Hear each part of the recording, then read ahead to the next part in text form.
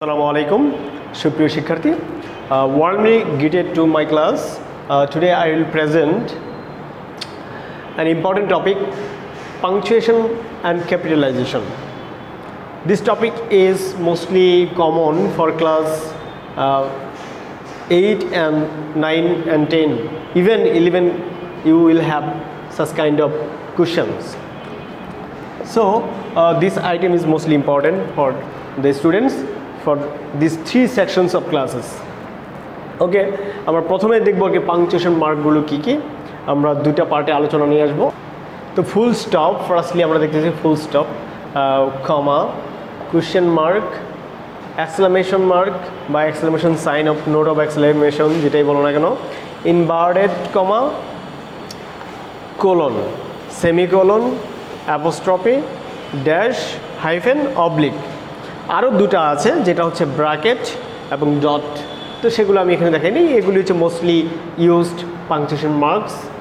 তো ফার্স্টলি আমরা যেটা এক্সপ্লেন করব, তোমরা অনেকেই জানো যে পাংচুয়েশন মার্ক আসলে কী। আমরা ফার্স্টলি যেটা দেখব সেটা হচ্ছে কিভাবে এই ফুল স্টপটা ইউজ করা হয়। ফুল স্টপ ইউজ করার ফার্স্ট যে আছে যে আফটার কমপ্লিটিং আ মিনিং, মানে একটা সেন্টেন্স অর্থগতভাবে সম্পূর্ণ হওয়ার পরে আমরা সাধারণত ফুল স্টপ ইউজ করি। কোথায়? একটা সেন্টেন্স সম্পূর্ণরূপে শেষ হওয়ার পরে আমরা ফুল স্টপ ইউজ করি। যেমন হি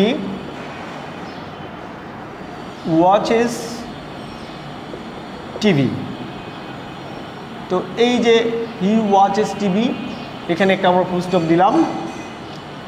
আবার এখানেও কিন্তু আমরা ফুল স্টপগুলো ইউজ করেছি, এগুলোকে ডট বলা হয় সাধারণত। যাই হোক, তো এই যে বাক্যটি সম্পূর্ণ শেষ হলো তখন আমরা ফুল স্টপটা ইউজ করলাম।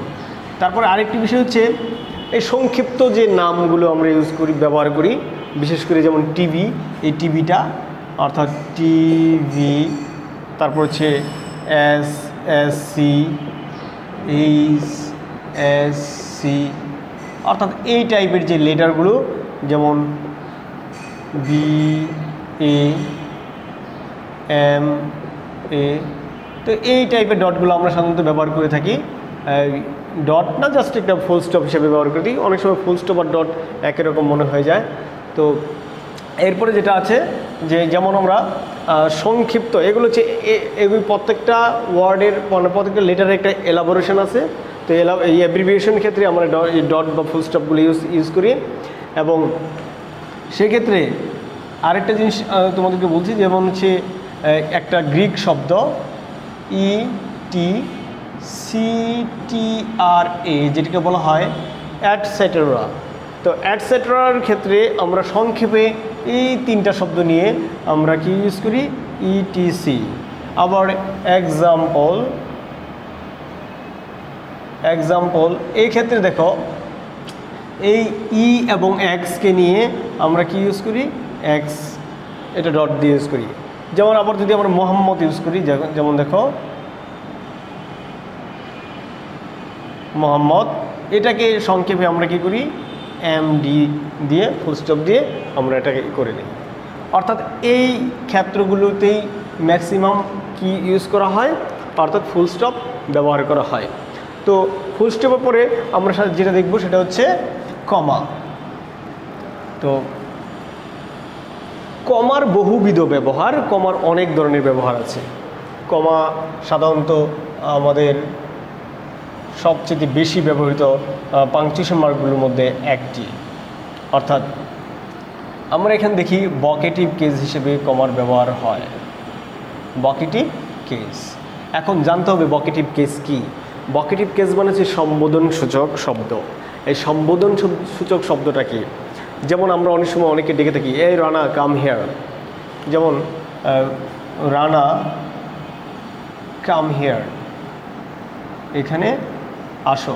এই যে রানাকে সম্বোধন করে মানে ডাক দিলাম, অ্যাড্রেস করলাম, সেক্ষেত্রে হচ্ছে আমি কমা ব্যবহার করলাম। আবার may I come in sir, বিষয়টা খেয়াল করুন, may I come in sir. তো এক্ষেত্রে স্যার একটা ভকেটিভ কেস, তাকে সম্বোধন করে বলা হলো, অর্থাৎ মূল বাক্য এবং ভকেটিভ কেসের মাঝখানে কমা বসবে। এরপরে সাধারণত একই ধরনের সেম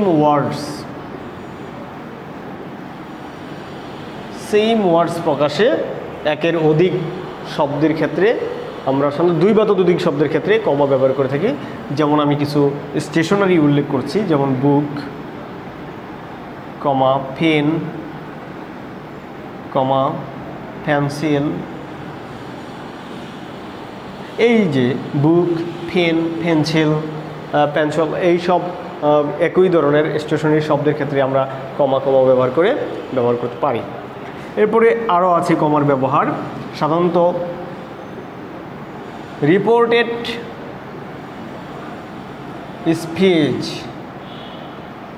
ও রিপোর্টিং ভার্ব, যেমন he said, I am ill.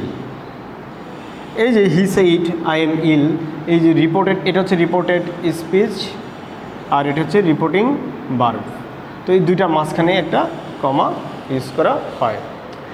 আসলে কমাটা আমরা স্বল্প বিরতি, মানে যেখানে সম্পূর্ণ শেষও হয় না, স্থির থাকে না, তো তার মধ্যে অল্প বিরতি প্রকাশে আমরা কমাটা ব্যবহার করে থাকি। তো মূলত আরও কমার ব্যবহার রয়েছে। তো আমরা ক্লজের ক্ষেত্রেও কি কমা এর ব্যবহার করে থাকি। যেমন ক্লজগুলো কি, ক্লজ মানে হচ্ছে খণ্ডবাক্য বা বাক্যাংশ বলা চলে। যেমন যে ইফ ইট রেইনস, যদি বৃষ্টি আসে, আই ওন্ট গো আউট। বিষয়টা তোমরা খেয়াল করো যে আই ওন্ট গো আউট এটা একটা ক্লজ, এই মাঝখানে কমা হয়েছে। তো এই যে কমাগুলো ব্যবহার, তো এটা হচ্ছে দুইটা ক্লজের মাঝখানে হলো। যখন কনজাংশন সেটা ক্লজের বাইরে থাকবে, মাঝখানে থাকবে না। যেমন when I went there, I met him. আমি যখন সেখানে গেলাম, আমি তার সাথে সাক্ষাৎ করলাম।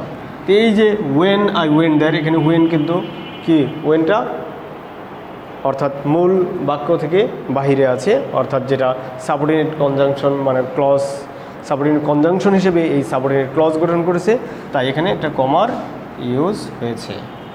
তো এছাড়াও আরও হচ্ছে, যেমন আমরা যদি ফ্রেজ ব্যবহার করি সাধারণত, যেমন অ্যাডভার্বিয়াল ফ্রেজ, বিশেষ করে অ্যাডভার্ব কিংবা অ্যাডভার্বিয়াল এর পরে, অ্যাডভার্বিয়াল ফ্রেজের পরে আর কি কমা ইউজ হয়ে থাকে।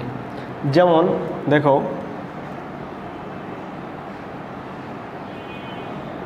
ডিউরিং ফ্লাড, বন্যার সময়,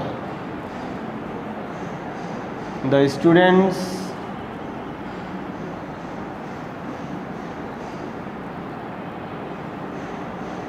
can play a vital role.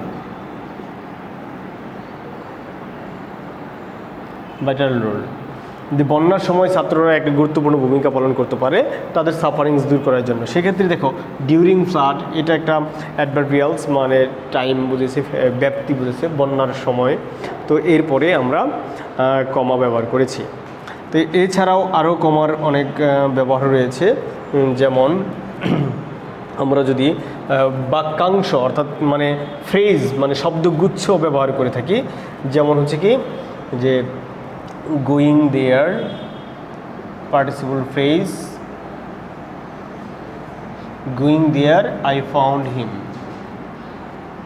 আমি তাকে দেখলাম। অর্থাৎ এই যে গোয়িং দেয়ার এইটুকু একটা বাক্যাংশ, এরপরে আমি কমা ব্যবহার করলাম। তো এইভাবে কমার আরও মূলত এই যে ব্যবহারগুলি আছে এগুলি হচ্ছে সবচেয়ে বেশি গুরুত্বপূর্ণ ব্যবহার। তোমরা এই ব্যবহারগুলি খেয়াল করে পাংচুয়েশন করবে। তার আমরা এখন পরবর্তী টার্মে যাচ্ছি, সেটা হচ্ছে কোশ্চেন মার্ক। কোশ্চেন মার্ক যেটা, সেটা হচ্ছে অত্যন্ত গুরুত্বপূর্ণ। আমরা সাধারণত প্রশ্ন জিজ্ঞেস করার ক্ষেত্রে এটা সবচেয়ে বেশি ব্যবহার করে থাকি। যেমন সাধারণত এটা দেখানোর প্রয়োজন পড়ে না, তারপরে আমি তোমাদেরকে দেখাচ্ছি। যেমন what's your name, what's your name. তো এই যে হোয়াটস ইউর নেম, এটা হচ্ছে একটা প্রশ্ন জানতে চাওয়া হলো, উত্তর জানতে চাওয়া হলো। তো প্রশ্ন করে প্রশ্নের মাধ্যমে তাই এখানে কোশ্চেন মার্ক ব্যবহার করা হয়েছে। এছাড়াও কোশ্চেন মার্কের একটা ব্যবহার আছে যখন সন্দেহ প্রকাশ করা হয়।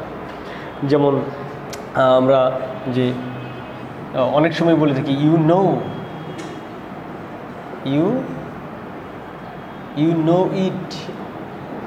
নো ইট, মানে এটা তুমি যে আসলে জানো অবশ্যই হয়ে, মানে এই ধরনের একটা সন্দেহ প্রকাশ করা হচ্ছে, সেক্ষেত্রে এই এক্সক্লেমেশন কোশ্চেন মার্কটাও ইউজ করা হয়। তবে সবচেয়ে বেশি ইউজ করা হচ্ছে প্রশ্ন করার জন্য। মূলত প্রশ্নবোধক বাক্যটা আমরা এভাবেই চিনি যে কোশ্চেন মার্ক থাকতে হবে। তবে এখানে কোশ্চেন মার্ক থাকলেও এটা কিন্তু প্রশ্নবোধক বাক্য নয়। তবে এক্সক্লেমেশন সাইন দেখো, এক্সক্লেমেশন সাইনটা হচ্ছে একদমই কমন একটা সাইন। তো এটা আমরা শুধু অবাক হওয়ার ক্ষেত্রেই ব্যবহার করে থাকি এবং কিছু অনাকাঙ্ক্ষিত মানে যেটা অপূরণীয় আকাঙ্ক্ষা প্রকাশে ব্যবহার করে থাকি এক্সক্লেমেশন সাইন। যেমন ইন্টারজেকশনের ক্ষেত্রে। আর এক্সক্লেমেটরি সেন্টেন্সটা আমরা সাধারণত এক্সক্লেমেশন সাইন দিয়ে ছেড়ে থাকি। যেমন what a fine bird it is, তো এই যে what a fine bird it is, এটা প্রকাশে এখানে একটা অবাক করা বিষয় বোঝালো, তাই এখানে আমি এক্সক্লেমেশন সাইনটা ব্যবহার করেছি। যেমন আরেকটা হচ্ছে যে হুররা, we have won the match। তো এই যে হুররা we have on the match, এক্ষেত্রে হুররা একটা ইন্টারজেকশন, মানে যেটা আবেগ প্রকাশক একটা ধ্বনি, মানে একটা শব্দ, সেটার পরে আমরা এই এক্সক্লেমেশন সাইনটা ইউজ করে থাকি সাধারণত। তো দুইটা ক্ষেত্রেই বেশি ব্যবহার করে থাকি। এখানে তোমাদেরকে দেখানো হচ্ছে যেগুলো হচ্ছে মোস্টলি ইউজেবল সাইন এবং মোস্টলি ইউজেবল রুলস, সেগুলোই দেখানো হচ্ছে। তো আশা করি এই দুইটা সিস্টেম তোমার জানা থাকলেই হবে। তো এরপর হচ্ছে ইনভার্টেড কমা, যেটা হচ্ছে তোমার নিরসনে তোমরা করেছ ইনভার্টেড কমাটা। ইনভার্টেড কমার ক্ষেত্রে তোমার সবচেয়ে একটা কমন জিনিস মনে রাখবে, সেটা হচ্ছে 6699। এই যে একটা কমন বিষয়, সেটা হচ্ছে ইনভার্টেড কমা। তবে ইনভার্টেড কমা কিন্তু এখানে ডাবল কমা দিয়েও হয়, আবার সিঙ্গেল কমা দিয়েও হয়, দুইটাই হয়। তো সেক্ষেত্রে দেখো আমরা এটা কেন ব্যবহার করব। এটা সাধারণত কোনো উদ্ধৃতি, অন্যের বলা উদ্ধৃতিটা সরাসরি কোট করার ক্ষেত্রে, তুলে ব্যবহার করার ক্ষেত্রে আমরা ইনভার্টেড কমাটা ব্যবহার করি। আবার কোনো ওয়ার্ড, মানে আমরা অনেক সময় মাল্টিপল চয়েস কোশ্চেনে দেখি যে দ্য ওয়ার্ড, মানে একটা ওয়ার্ড দিই, ধরো একটা হচ্ছে deforestation, the word deforestation means, মানে এই আমরা এইভাবে যদি বলি দ্য ওয়ার্ড ডিফরেস্টেশন,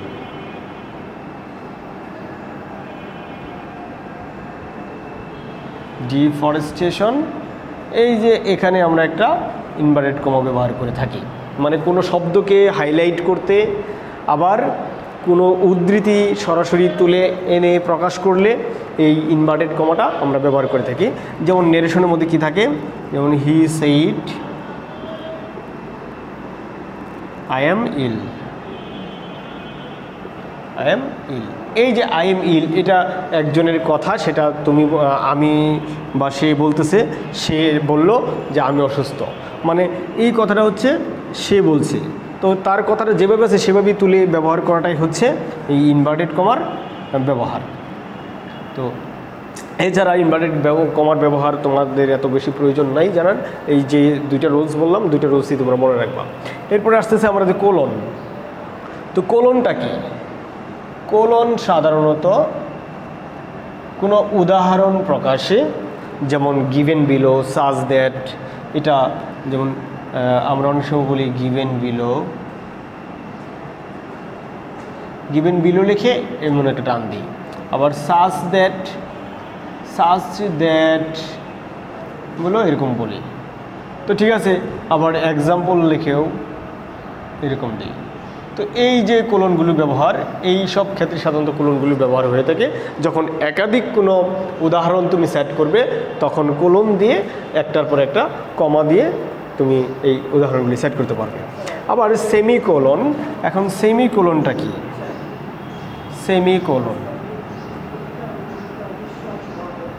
আচ্ছা সেমিকোলনটা বিষয়টা হচ্ছে, সেমিকোলন হচ্ছে যে একটা পূর্ণ বাক্য শেষ করে তুমি আরেকটা পূর্ণ বাক্য শুরু করবে। যেমন he was brilliant, he was brilliant, semicolon দিয়ে হি ডিড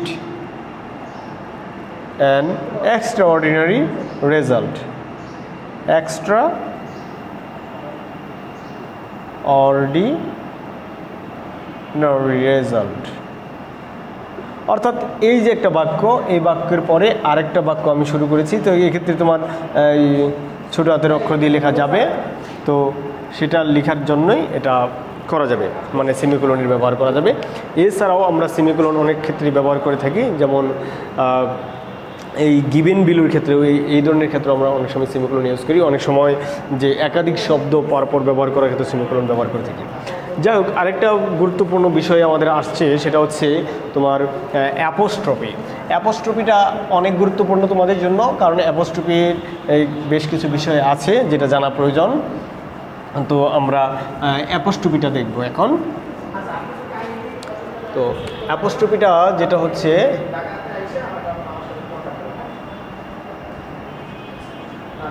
অ্যাপোস্ট্রফি যেটা এই চিহ্ন, অ্যাপোস্ট্রফির মেইনলি দুইটা ব্যবহার, একটা হচ্ছে পজেসিভ গঠনে, পজেসিভ গঠনে। এখন পজেসিভ কি? পজেসিভ হচ্ছে অধিকারে থাকা, মানে আমার, আমাদের, তার, তাদের, এই টাইপের শব্দগুলি এর ক্ষেত্রে সাধারণত পজেসিভ গঠন করা হয়। নাউন থেকে সাধারণত এই অ্যাপোস্ট্রফি ব্যবহার করে পজেসিভ হয়। যেমন আমি যদি বলি রহিমের, রহিমের বাড়ি, তাহলে রহিমের বাড়ি, তো এখানে মিস্টার দিয়ে একটা, মিস্টার রহিমের বাড়ি। তো এইটা যদি আমি ইংলিশে লিখি তাহলে mister Rahim's house, mister Rahim's house, এটা হচ্ছে রহিমের বাড়ি। এখন এই পজেসিভ গঠনের ক্ষেত্রে আমরা অ্যাপোস্ট্রফিটা ব্যবহার করে থাকি, যেখানে অর্থ হয় এর, এর বোঝাতে, অর্থাৎ এর বোঝাতে আমরা সাধারণত এই পজিটিভটা ব্যবহার করে থাকি। এটা হচ্ছে পজিটিভের একটা ব্যবহার। তো আরেকটা ব্যবহার হচ্ছে পজিটিভ, পজিটিভ হচ্ছে আরেকটা লোভ চিহ্ন, মানে কোনো কিছু অমিট করার ক্ষেত্রে, মানে আমি কোনো কিছু অমিট করার জন্য এই অ্যাপোস্ট্রফিটা ব্যবহার করা হয়। যেমন দেখো, অমিট কীভাবে কী অমিট করব, যেমন আই হ্যাভ, এখানে যদি আই ভিই দিই তাহলে এইচ এটা অমিট হয়ে গেছে, সংক্ষেপ হয়ে গেছে। যেমন আই উইল, এখানে আই উইল মানে হচ্ছে IWILL, এই যে WILL এই দুইটা কিন্তু অমিট হয়ে এখানে হয়ে গেছে কি আই উইল। অর্থাৎ এই লোভ চিহ্ন হিসেবে বা অমিট করতে, কোনো কিছু, কোনো লেটারের হিডেন করতে পারলে, কোনো লেটারকে বাদ দিতে হলে এই অ্যাপোস্ট্রফিটা আমরা ব্যবহার করে থাকি। তবে অ্যাপোস্ট্রফি নিয়ে একটা মজার কাহিনী হচ্ছে যে পজিটিভ গঠনের ক্ষেত্রে যদি শব্দের শেষে এস থাকে, মানে যদি প্লুরাল ফর্ম থাকে, যদি শব্দের শেষে এস থাকে, তবে এসের পরে অ্যাপোস্ট্রফি হবে, পরে অ্যাপোস্ট্রফি হবে। এস যোগ করে যদি প্লুরাল করা থাকে সেক্ষেত্রে, তো এই যেমন আমরা যদি বলি বয়েজ, বয়েজের ক্ষেত্রে অ্যাপোস্ট্রফিটা হবে এখানে, কিন্তু আমি যদি বয় বলি তাহলে বয়ের ক্ষেত্রে অ্যাপোস্ট্রফি হবে এখানে। তাহলে একটা বিষয় খেয়াল করো, আমরা যখন গার্লস স্কুল বলি বা বয়েজ স্কুল বলি তখন আসলে কেমন হওয়া উচিত? বয়েজ স্কুল এটা না এটা, কোনটা হবে? তোমরা একটু খেয়াল করলে বুঝতে পারবে যে বয়েজ স্কুল বালকদের বিদ্যালয়, একজন বালকের জন্য কোনো বিদ্যালয় হতে পারে না, তাই এখানে এসের পরে অ্যাপোস্ট্রফি হবে।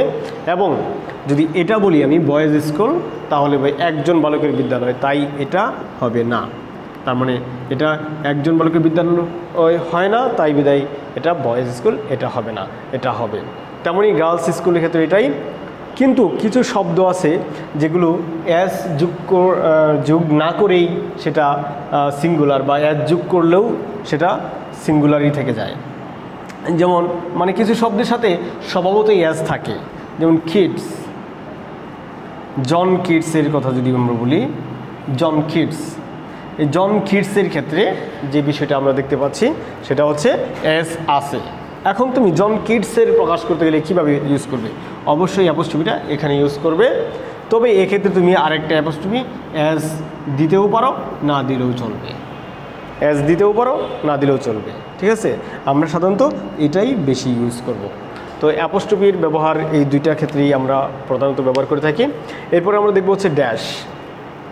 তো ড্যাশের ক্ষেত্রে আমরা সাধারণত একটি ব্যবহারকে গুরুত্ব দিব, সেটা হচ্ছে গ্যাপ ফিলিংয়ের ক্ষেত্রে সাধারণত আমরা ড্যাশটা ব্যবহার করে থাকি। তো তোমরা সাধারণত শূন্যস্থান পূরণ করো না, এই শূন্যস্থান প্রকাশের ক্ষেত্রে সাধারণত সেন্টেন্সের সাথে ড্যাশটা ব্যবহার করে থাকি। এছাড়া ড্যাশের আর আমরা ব্যবহার তেমন একটা করি না। যেটা ব্যবহার করি সেটা মানে অনেক সময় এই একই উদ্ধৃতি প্রকাশের ক্ষেত্রে ড্যাশ ব্যবহার করা হয়ে থাকে, সেগুলো তোমাদের প্রয়োজন নাই। জাস্ট তোমরা এটুকুই জানো যে শুধু মাত্র শূন্যস্থান পূরণের ক্ষেত্রে ড্যাশটা ব্যবহার করা থাকে। যেমন he is a dash boy, dash boy. তাহলে এখানে আমরা কি গুড দিতে পারি?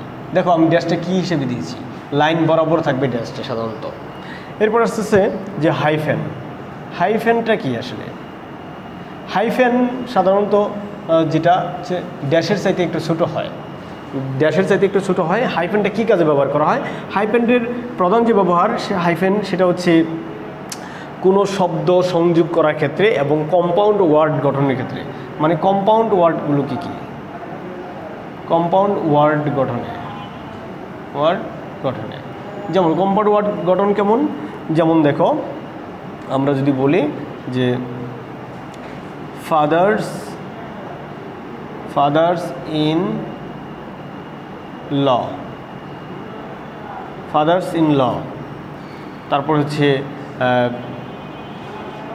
যদি বলি ফুটবল স্টেডিয়াম,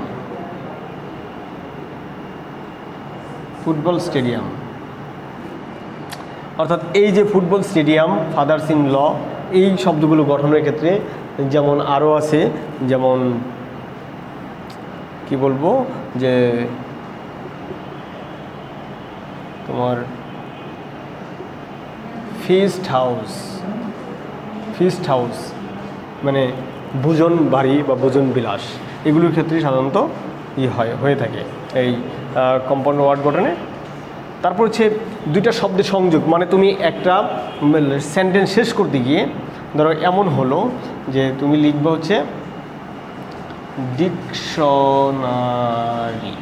ডিকশনারি, এখানে আর ওয়াইটা বাদ পড়ে গেছে, তাই এখানে একটা হাইফেন দিয়ে এটাকে কানেক্ট করে দেওয়া।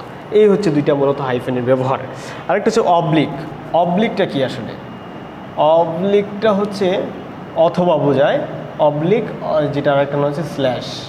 তো এই স্ল্যাশটা এটা অথবা এটা, এই দুইটা নামই প্রকাশ করে। যেমন সাধারণত অথবা প্রকাশে আমরা এটা ব্যবহার করে থাকি, অবলিক বা স্ল্যাশ। তো এই হচ্ছে normal description of punctuation marks. আমি তোমাদের এত ডিপ আলোচনা এখানে আসলে করিনি, তোমরা সহজেই এটাও ব্যবহার করতে পারো এবং ব্যবহার করে থাকো। তারপরে একটু সতর্ক হয়ে ব্যবহার করলে একটু ফুল মার্কস তুমি অবটেইন করতে পারবে, মানে গ্যাদার করতে পারবে। তো সেই জন্যই মূলত এই পাংচুয়েশনটা তুলে ধরা। তো আমি এরপরে ক্যাপিটালাইজেশনটা একটু তুলে ধরব। তো ক্যাপিটালাইজেশন হচ্ছে second part of punctuation marks and capitalization. তো ক্যাপিটালাইজেশনটা হচ্ছে একটি সিস্টেম অফ রাইটিং, মানে আমরা দুই ধরনের লেটার ব্যবহার করে থাকি, একটা ক্যাপস লক আর একটা হচ্ছে স্মল লেটার। তো ক্যাপস লক মানে হচ্ছে বড় হাতের অক্ষর, যেটাকে আমরা সাধারণত বাংলায় বলে থাকি। তো ক্যাপস লকটা মানে এই বড় হাতের অক্ষরগুলো কোথায় কোথায় ব্যবহার করব? Starting point of a sentence, মানে একটা সেন্টেন্সের শুরুতেই আমরা সাধারণত ক্যাপস লকটা ব্যবহার করব।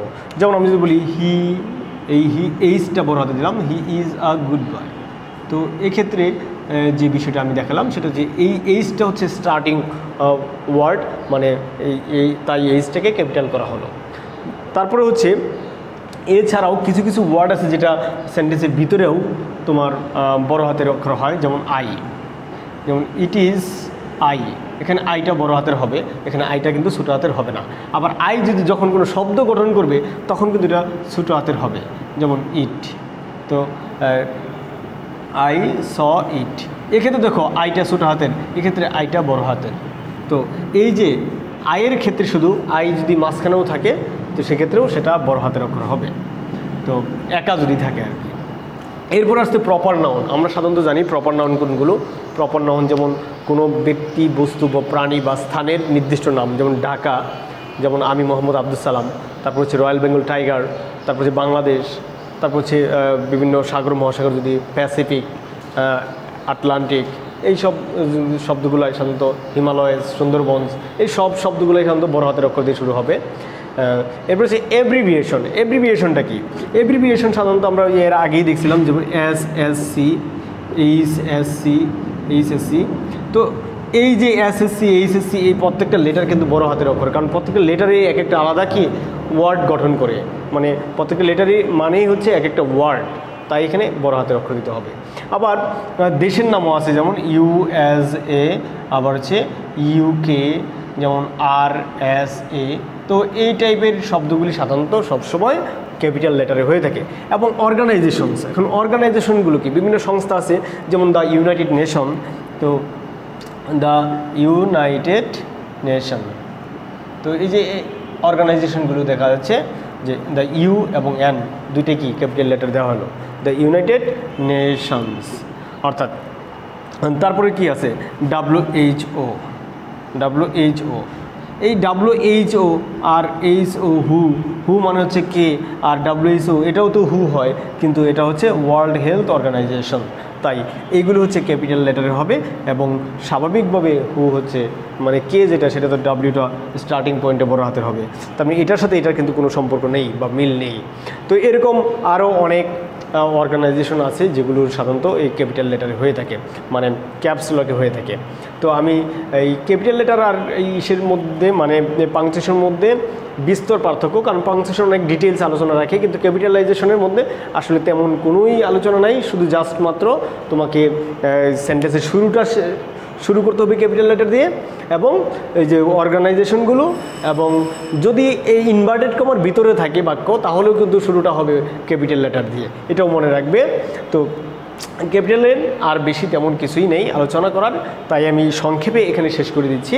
আশা করি তোমরা প্র্যাকটিস করবে, যখন এক্সারসাইজ যখন করবে তখন আরও বিস্তারিত বুঝতে পারবে, এবং কোনো প্রবলেম হলে অবশ্যই তোমরা নক করবে, আমরা সেই অনুসারে আবার রিটেক ক্লাস দেওয়ার চেষ্টা করব। তো সেই পর্যন্ত, আমার পরবর্তী ক্লাস আসার আগ পর্যন্ত বা দেখার আমন্ত্রণ জানিয়ে এখানেই শেষ করছি। আল্লাহ হাফেজ।